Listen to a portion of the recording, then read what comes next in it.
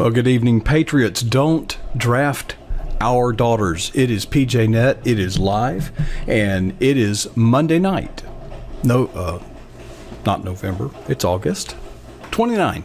Hey, glad to see everybody here, and glad to see that so many people have gotten on the Don't Draft Our Daughters bandwagon.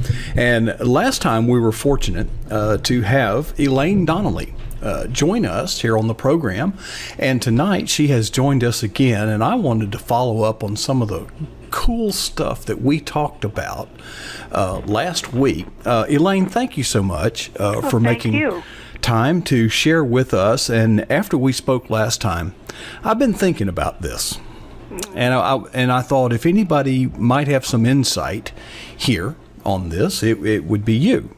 So we haven't rehearsed this, folks. Not at all. Not at all. This will be a surprise. This issue of drafting our daughters, what I'm trying to get a feel of is who are the players, what does the battlefield look like? Obviously, somebody or something or some combination thereof hatched this idea. Who's behind this idea? You know, it's funny you should ask that question, because I asked it myself when I was a young mom with two young girls, and I heard that with the Equal Rights Amendment battle that was raging, somebody wanted to draft America's daughters. It was that far back, that long ago. And I did some research to find out who these people were. And, of course, they were the feminists, people who believe that there are no differences between men and women, that women are hopelessly oppressed by men. Mm-hmm. They're very ideological, quite determined. Of course, they lost the battle on the Equal Rights Amendment. One of the main reasons was because many women, like myself, a civilian, got involved and said, no, we disagree. Excuse me. We don't want, and we certainly don't need for national defense purposes, young women to be registered for selective service and be sent off to fight a war in the worst possible conditions, because that's the only reason you would ever reinstate the draft. We have an all-volunteer force. It's the best in the world because it is volunteers. It would only be if our nation were in the most extreme circumstances beyond our imagination today, perhaps multiple attacks beyond the capabilities of the all-volunteer force, which is much depleted right now. We don't know what the future will bring. So the more I research it, obviously selective service is an insurance policy. It is not in use right now. We do ask young men to volunteer, or rather to register for selective service, just so that if there is a national emergency, a catastrophic event, somehow, some way, the military can reach out, find qualified young men who can take the place of those who have fallen in battle. This is key to understanding this issue. It's not something good for women. It's not a seal of approval of how proud we are of our women in the military, which we are. It is something that is there for a national security purpose, only that. And when we have a national security reason to reinstate selective service, the need is for combat replacements. That phrase is actually used in the Senate report that was done the last time this issue was seriously considered. So the Supreme Court said, well, when it went to court, they said, well, women are not used in direct ground combat, the infantry. The infantry is the largest community in the military. No need to register people who are not going to be fighting on the front line. And the Supreme Court upheld the exemption of women as constitutional. And that's the way it's been for all these decades. And yet here it is now. I have a granddaughter who's 5 years old, and I'm still worried about this issue, more so because there are those in the Pentagon and in the civilian world who think that somehow this is a good idea for women. It's not. And it certainly is not for national security. There's another group of people who are for this also. And when I mention this, you will see them or recognize them. There's a lot of men out there who have a certain element of resentment against feminists. And for some reason, they try to take it out on women in the military, saying things like, well, you asked for equality, you can go and get shot up just like a man. Well, that's really not fair and not true, because women in the military did not ask to be assigned to direct ground combat. Now they are eligible for the infantry against the stated opinions that many of them had said. The Army survey said 92.5% of Army women wanted nothing to do with this, but the Pentagon didn't listen. So don't blame the military women. And a lot of men, if they've been burned by women in the past for whatever personal reason, there is a group of people, call them hostile proponents or egalitarian sexists. They are a significant portion of polls that you see where the public is divided on this issue.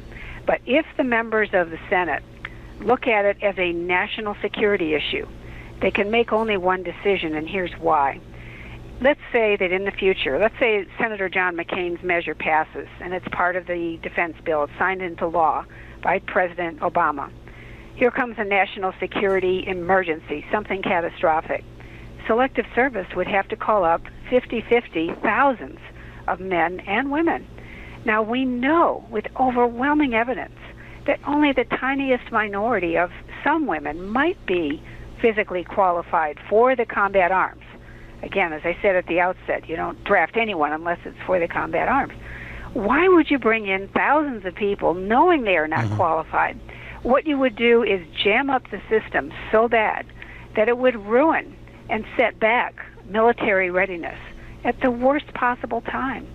Now, we can all pretend, oh, that'll never happen. We can pretend we don't need insurance, medical insurance, life insurance. Oh, everything's going to be fine. We don't need that.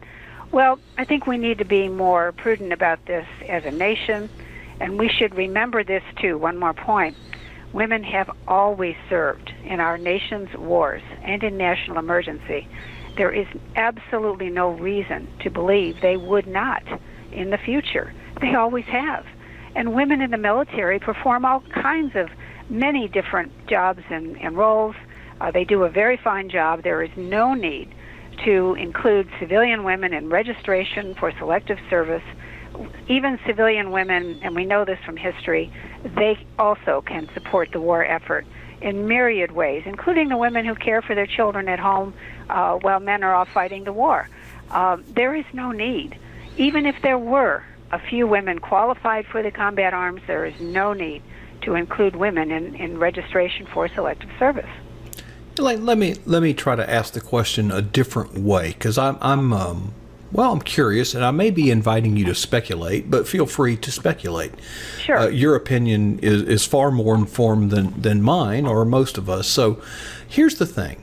There's those of us, yourself, PJ Nett, Senator Sass, and those who have signed on to his letter saying we are opposed to drafting or requiring women to register for selective service to be eligible to be drafted later. Who are we fighting against? We know that Senator McCain added this amendment. Is he by himself on this, or is someone whispering in his ear? Well, who are we fighting against, Elaine? Unfortunately. Or is it just a nebulous enemy that can't be identified? The loan committee at the bank? I mean, who's responsible other than John McCain? We know the names of the Republicans who voted with McCain.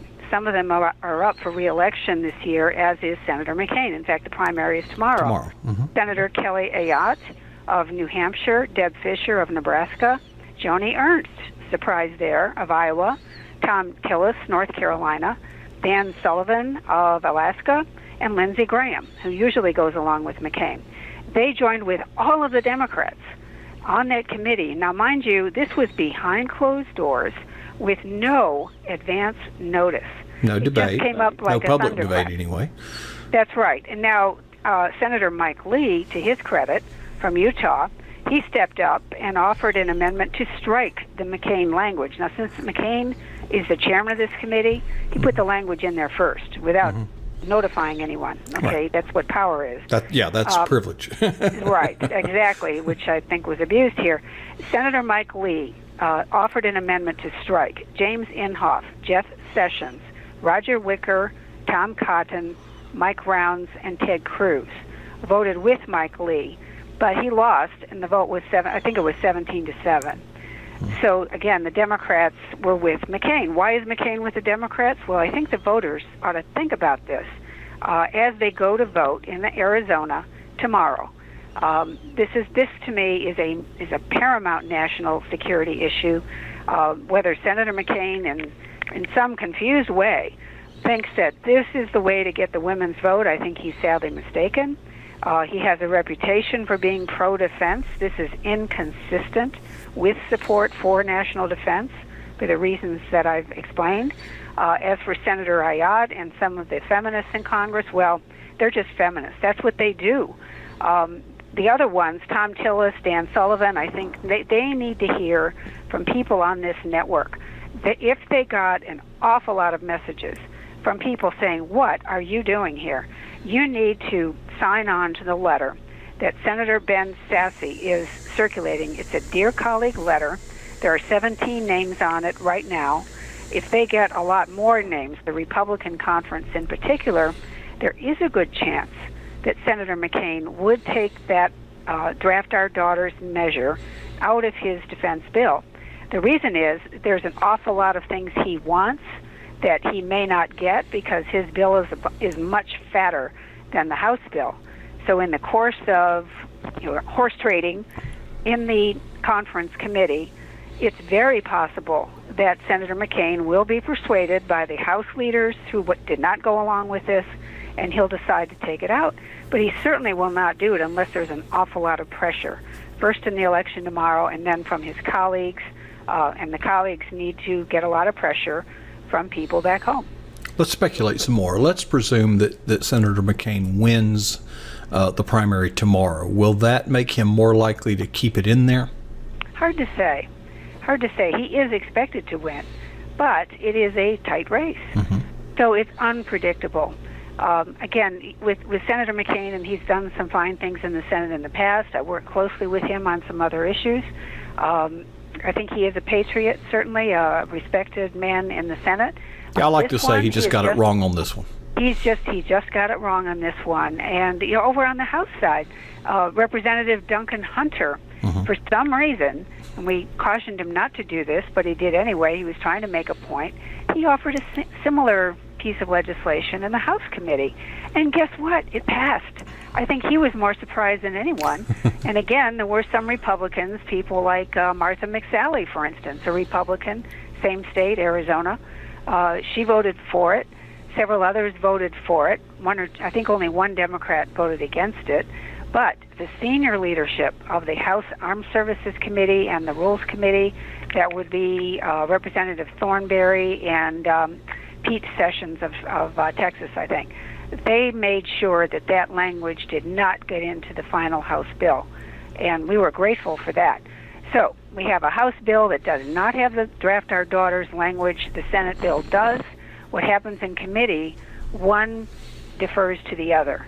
So the senators need to go along with the House. The House would say, let's take a look at it. Let's set up an independent commission. Let's see. Do we still need selective service? Is there a better way? Should it be updated? And they can look at the co-ed conscription issue also. But I think they'll come to the same conclusion for the reasons I explained. There is no need to bring in thousands of unqualified people, in this case civilian women, who are not physically qualified for the combat arms, to jam up the system and say, oh, well, we have to do this because somebody thought it was a women's rights issue. It's not. It's a national defense issue. Well, if I'm hearing you right, Elaine, what's driving this, based on what you're saying, is electoral politics. Not so much there's a PAC or a secret, booger man, behind the curtain pulling levers, making John McCain and others do things. There's no hidden hand here other than electoral politics. Is that fair enough? Right, because male politicians are afraid of a phrase that really ought to be thrown down in the dustbin of history, the so-called war on women. Mm-hmm. Some are so confused, they think, well, the answer to the war on women is to send women to war involuntarily. It's ridiculous. It's an absolutely absurd concept when you think about it, but some have gone along with this. It's easier that way. To fight the White House on this, the Pentagon, the leading Democrats, certainly the feminist Democrats in the House and the Senate, they're all for this. But, women in the military are able to choose among such a wide array of occupations, and they are promoted at rates equal to or faster than men. A lot of people don't realize that, but it's been that way, well, for decades. And the Pentagon figures back me up on this. We don't need this kind of an extreme measure to advance the opportunities of women in the military. We posted a new article, What Do Women Want? The Pentagon Doesn't Care. What we're finding out is not just the Army women who said overwhelmingly that they did not want to be in the infantry. We're finding out that now that the infantry positions are open to them, women are not going there. They're just passing it up.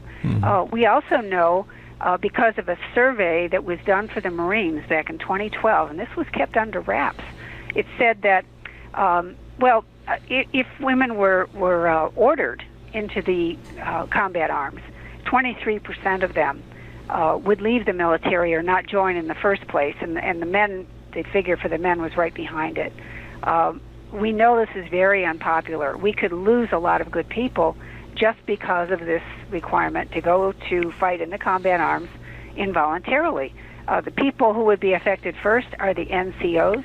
Right now, the Army is begging female NCOs to take the positions open to them in the infantry and the other combat arms. And they're saying, well, we don't want to go there.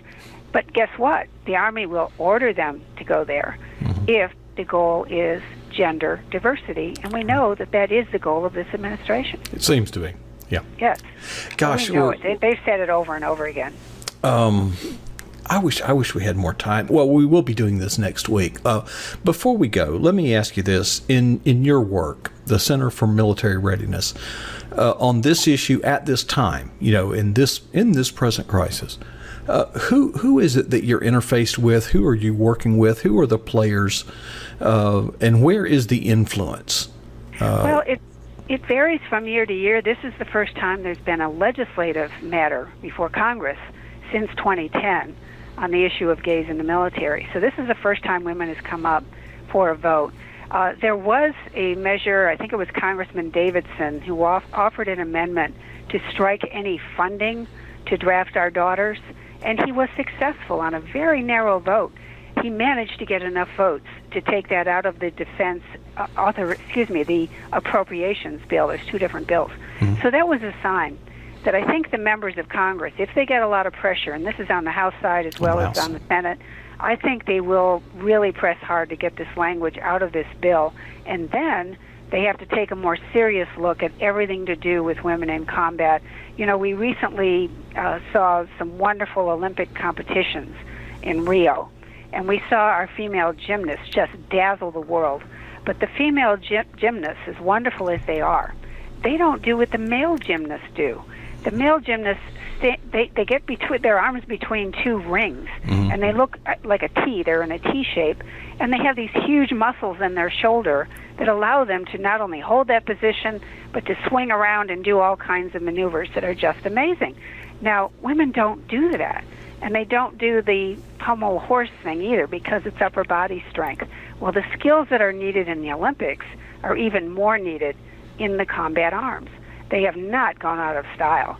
So if you try to say, okay, female gymnasts, you don't get any gold medals unless you do the same as the men, well, they wouldn't win many gold medals, would they? That's how it works. There is not a single competition in the Olympics where the women have to go against the men. It's not co-ed there. Yeah, interesting. They're not outraged at that. Right, and why? Where's the outrage? Why do we not see feminists attacking the Olympics? Yeah, where's the outrage, They know folks? that they would never get away with that. And if we need a draft, well, then why doesn't the NFL draft women? Yeah. Go burn your bras over the Olympics. Why they want to win games? Yeah, crazy. So common sense. A double standard. It's a double standard, and that's the problem. That's right. Is the people that are claiming they want equality have a double standard. That's hypocritical.